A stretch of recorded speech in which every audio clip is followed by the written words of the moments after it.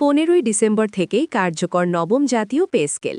1 জানুয়ারি থেকে নতুন কাঠামোয় বেতন, সাথে 100% পেনশন ভাতা নিশ্চিত। বিস্তারিত থাকছে সম্পূর্ণ ভিডিও জুড়ে। আজকের ভিডিওটি যারা সরকারি চাকরিজীবী আছেন তাদের জন্য খুবই গুরুত্বপূর্ণ। এজন্য ভিডিওতে লাইক দিয়ে চ্যানেলটি সাবস্ক্রাইব করে কমেন্ট বক্সে আপনার জেলা লিখে যাবেন। নবম জাতীয় পে স্কেল নিয়ে দীর্ঘদিন ধরে যে জল্পনা কল্পনা চলছিল, অবশেষে সেই জল্পনার অবসান ঘটে ডিসেম্বরের 15 তারিখে। ঠিক এই দিন থেকেই কার্যকর হচ্ছে দেশের বহুল প্রতীক্ষিত নবম জাতীয় পে স্কেল। যমুনায় প্রধান উপদেষ্টার উপস্থিতিতে একটি অত্যন্ত গোপন বৈঠক অনুষ্ঠিত হয়, যেখানে কয়েকজন সচিব এবং অর্থ সংশ্লিষ্ট কর্মকর্তারা উপস্থিত ছিলেন। সংবাদ মাধ্যমকে সরাসরি আমন্ত্রণ জানানো না হলেও বৈঠক শেষে প্রধান উপদেষ্টা কিছু নির্বাচিত সাংবাদিককে ডেকে নিয়ে এই সিদ্ধান্ত সম্পর্কে অবহিত করেন। তিনি স্পষ্টভাবে জানান, 15ই ডিসেম্বর থেকেই নবম পে স্কেল কার্যকর ধরা হবে, তবে কর্মচারীরা নতুন কাঠামো অনুযায়ী বেতন পাবেন আগামী বছরের প্রথম দিন, অর্থাৎ 1 জানুয়ারি থেকে। বৈঠকে প্রধান উপদেষ্টা বলেন, বর্তমান অর্থনৈতিক বাস্তবতা ও বিভিন্ন শ্রেণীর সরকারি চাকরিজীবীদের দাবি দেওয়া বিবেচনায় সরকার একটি বাস্তবসম্মত সিদ্ধান্ত নিয়েছে। তিনি উল্লেখ করেন, দেশের উন্নয়নের গতি অব্যাহত রাখতে হলে কর্মচারীদের আর্থিক নিরাপত্তা এবং কর্মপরিবেশে স্থায়িত্ব নিশ্চিত করা জরুরি।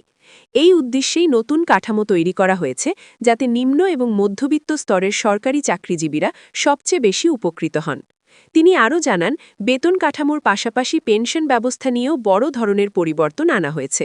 বিশেষ করে অবসরপ্রাপ্ত কর্মচারীদের জন্য পেনশন সুবিধা 100% ভাতাসহ কার্যকর করা হবে। এর ফলে চাকরি শেষ হওয়ার পর তারা আর্থিক অনিশ্চয়তার মুখে পড়বেন না। যারা ভিডিওটির এই পর্যন্ত এসে চ্যানেলটি এখনও সাবস্ক্রাইব করেননি, তারা দয়া করে চ্যানেলটি সাবস্ক্রাইব করে রাখুন পরবর্তী আপডেট সবার আগে পেতে।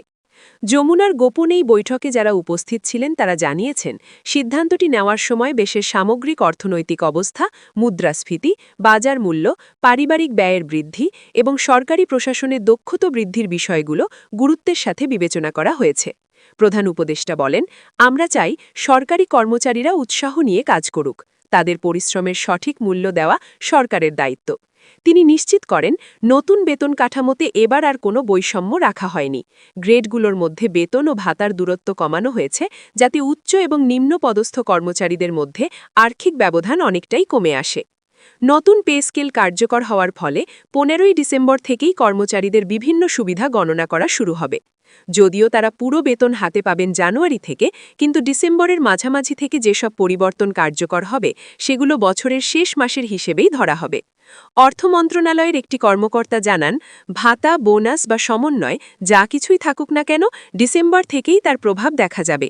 ক্ষতিপূরণ এবং হিসেব নিকাশ জানুয়ারি বেতনের সঙ্গে সমন্বয় করেই দেওয়া হবে। যারা ভিডিওটির এই পর্যন্ত এসে চ্যানেলটি এখনও সাবস্ক্রাইব করেননি, তারা দয়া করে চ্যানেলটি সাবস্ক্রাইব করে রাখুন পরবর্তী আপডেট সবার আগে পেতে।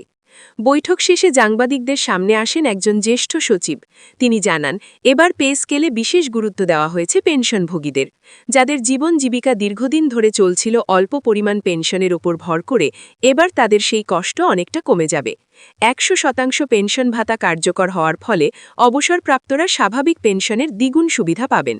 বিশেষ করে চিকিৎসা, ভাড়া, নিত্য প্রয়োজনীয় সামগ্রী এবং দৈনন্দিন ব্যয় নির্বাহে এই ভাতা তাদের পরিবারকে অনেকটা স্বস্তি দেবে।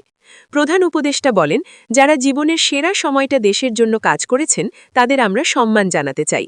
অবসর জীবনে যেন তারা নিরাপদ থাকেন, সেই লক্ষ্যেই এই উদ্যোগ। এদিকে নতুন পে স্কেল কার্যকর হওয়ার খবর ছড়িয়ে পড়তেই বিভিন্ন দপ্তরের সরকারি কর্মচারীদের মাঝে দেখা যায় স্বস্তির হাসি।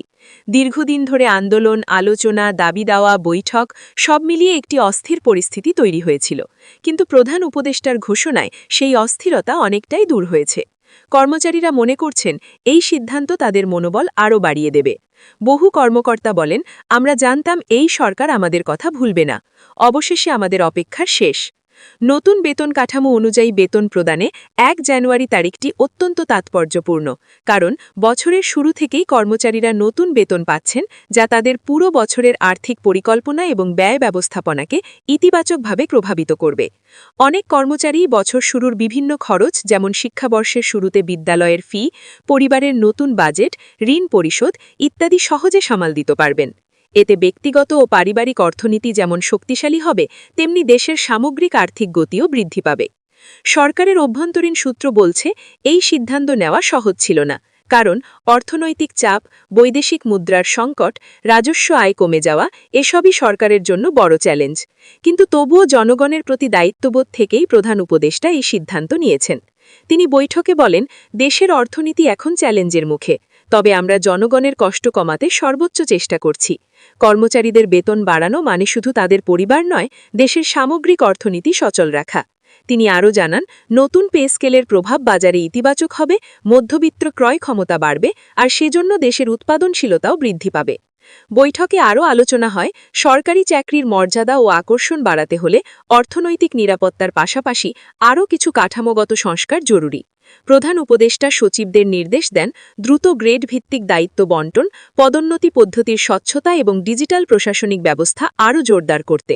তিনি বলেন, বেতন বাড়ানোই শেষ কথা নয়, সেবা দেওয়ার মান উন্নয়নই সবচেয়ে বড় লক্ষ্য। একজন সচিব জানান, নতুন পে স্কেল বাস্তবায়নের ফলে প্রশাসন আরও গতিশীল হবে। গত কয়েক বছরে সরকারি খাতে দক্ষ জনবল ধরে রাখা বড় চ্যালেঞ্জ ছিল, কিন্তু নতুন বেতন কাঠামো কর্মচারীদের মধ্যে এক ধরনের দীর্ঘমেয়াদী স্থায়িত্ব তৈরি করবে, যা রাষ্ট্রের জন্য ইতিবাচক। সবশেষে প্রধান উপদেষ্টা সাংবাদিকদের উদ্দেশ্যে বলেন, দেশের মানুষের আস্থা ফিরে পেতে হলে আমাদের ইতিবাচক সিদ্ধান্ত নিতে হবে। সরকারি কর্মচারীরা সন্তুষ্ট থাকলে দেশের প্রশাসনও শক্তিশালী হবে। আমরা চাই একটি স্থিতিশীল, উন্নত এবং আধুনিক বাংলাদেশ।